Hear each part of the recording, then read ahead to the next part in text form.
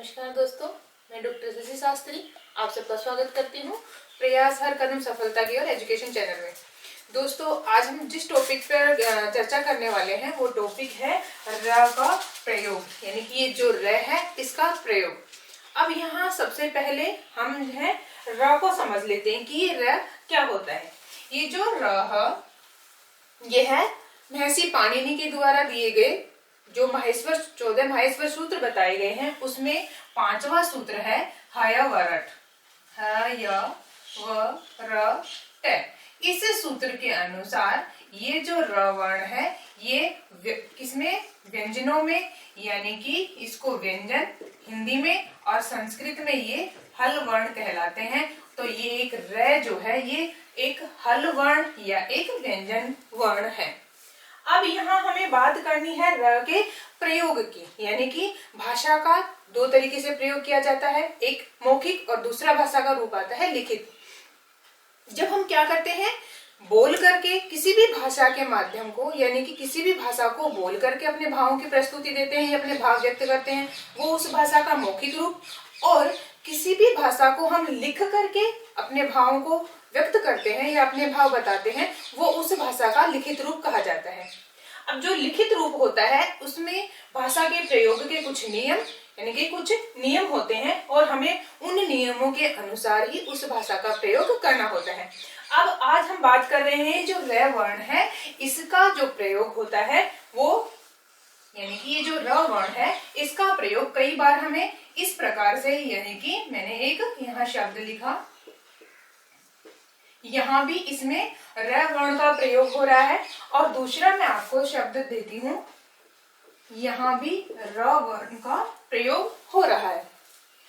अब हमें पढ़ना ये है या पता ये करना है कि ये जो र वर्ण है कभी ये इसका प्रयोग इस रूप में या फिर कहीं इसका प्रयोग हमें इस रूप में मिलता है, तो वो क्यों मिलता है। चलिए मैं आपको बताती हूँ कि ये जो र वर्ण है, कहते हैं कि ये जो र वर्ण है क्या हो, अगर ये र वर्ण किसी भी अच से रहित, सुनना बात को, किसी भी अच से रहित वर्ण के बाद में आए तो कहते हैं कि इसका प्रयोग उस वर्ण के कहाँ, पैरों में, यानी कि उसके नीचे इसका प्रयोग होगा। अब हम यहाँ थोड़ा सा वर्ण विच्छेद करके देख लेते हैं। जैसे कि मैंने आपको बताया, शब्द मैंने लिखा प्रकाश।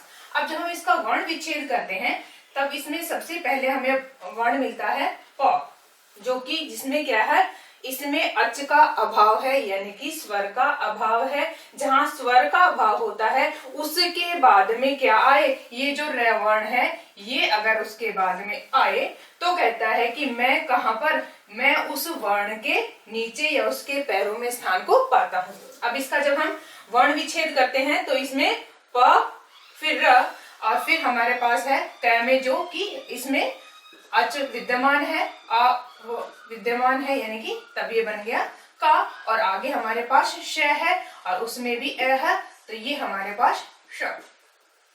अब प में ये जो र है इसके नीचे, यानी कि ये कहाँ स्थान पाएगा, इस प के नीचे स्थान पाता है, तो अब हमारे पास बन जाता है प्रकाश। अब हमें दूसरा रूप इसका सिद्ध करना है। दूसरा इसका रूप आता है जिस प्रकार से, इसका रूप ये वाला तरीका, यानी कि हमें कहीं कहीं ये इस रूप में भी मिलता है, जो कि ऐसे वो वर्ण ऐसे लिखे जाते हैं, ये शब्द ऐसे लिखा जाएगा मार्ग। यहाँ भी र का उच्चारण हो रहा है तो वो र ऊपर, यानी कि शीर्ष के ऊपर विद्यमान है, तो ये र शीर्ष पे क्यों चढ़ाया गया, ये जो र है ये शीर्ष पे कैसे चला गया।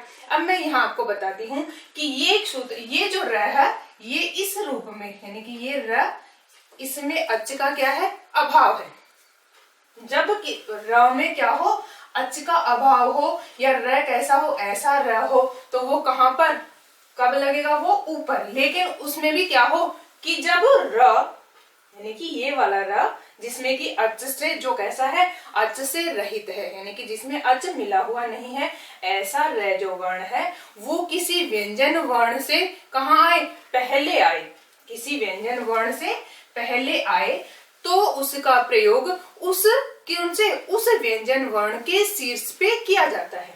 अब यहाँ इनका हम अगर वर्ण विच्छेद देखें तो इसमें म है, में आ अच विद्यमान है तो ये माँ बन गया।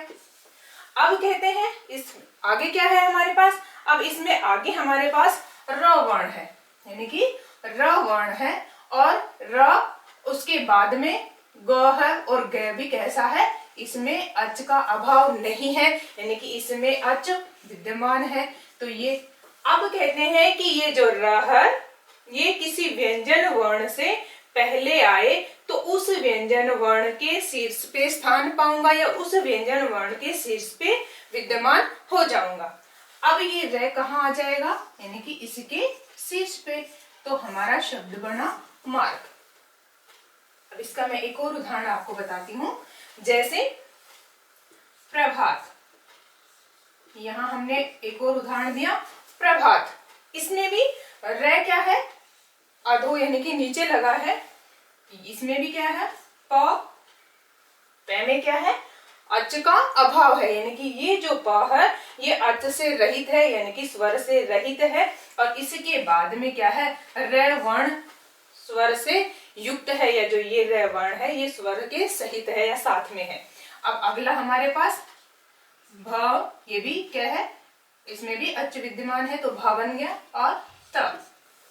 अब जब इनको हम प्रयोग में लाते हैं तो इसका प्रयोग नीचे की तरफ या नीचे होता है। उसी प्रकार से इसका मैं आपको एक और उदाहरण बताती हूँ, जैसे यहाँ हमने लिखा मार्ग, दूसरा मैं शब्द देती हूँ धर्म।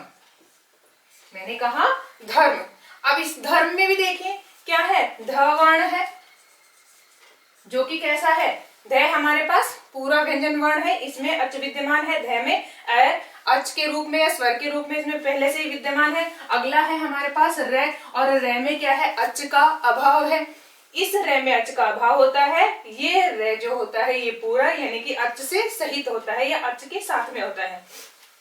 और इससे अगला यानी कि जो व्यंजन वर्ण है, अब वो इससे आगे व्यंजन वर्ण विद्यमान है, क्योंकि म में भी ए उपस्थित है यानी कि अच उपस्थित है। इसलिए अब जब हम इसको प्रयोग में लाएंगे या इसको जब हम लिखित में लाएंगे तो ये जो है र, ये मैं के शीर्ष पे या मैं के सर पे स्थान पाता है।